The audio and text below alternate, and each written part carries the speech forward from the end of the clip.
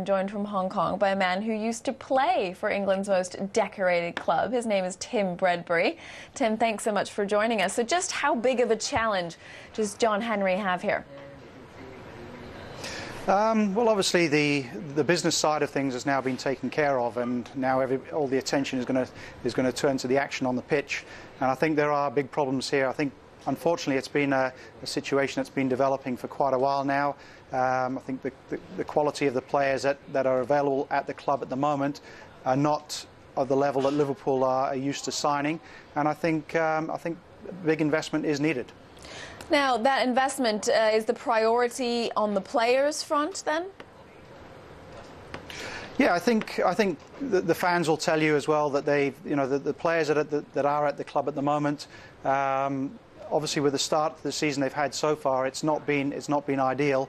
But I think there needs to be an investment in some real quality players, and that's been the big issue now. But obviously, that has a huge cost to it, and it really depends where Liverpool are going to go and what direction they're going to go in. And is it a case of consolidation and build the stadium, or do they invest in the team first and the stadium second?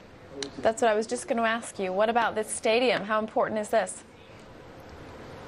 Well, I think at the end of the day, you need to be winning on the field, and that's where the fans obviously will be coming to watch the games, and that's where you're going to generate your revenues from. But I think the main thing now, the priority for the team, is to get the team back up winning and getting the fans behind them.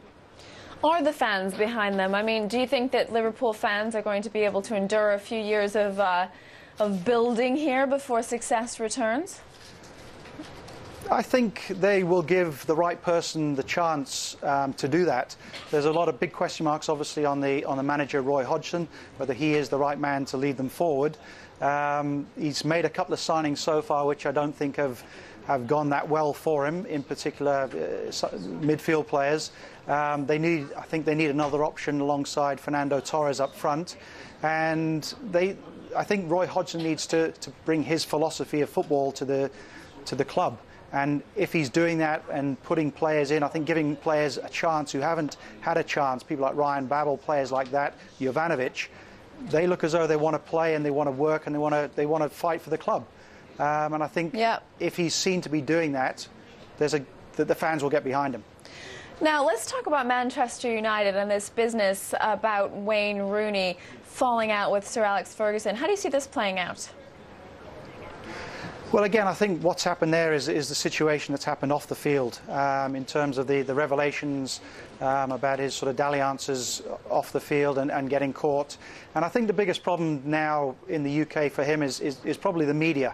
That there's no rest from the relentless pursuit of the media, trying to get new stories, trying to drag things up as well. So I think, maybe Wayne Rooney's having a think now. Am I better going abroad where the media is not so, full on? And is it time for me to maybe try something a little bit different? There are some big clubs after him, and I think now would be a good time for him to make the move. Not good for Manchester United, though, in terms of obviously what they want to do on the field and winning championships. Very quickly, Tim, if you had to put your money where your mouth is, would you bet that Wayne Rooney will leave Manchester United? God, difficult question. I would say, if not in January, then I think he would go in the summer. I think they'll keep him. They won't let him go at this time. Okay, Tim Bredbury, a former Liverpool player, thank you so much for joining us.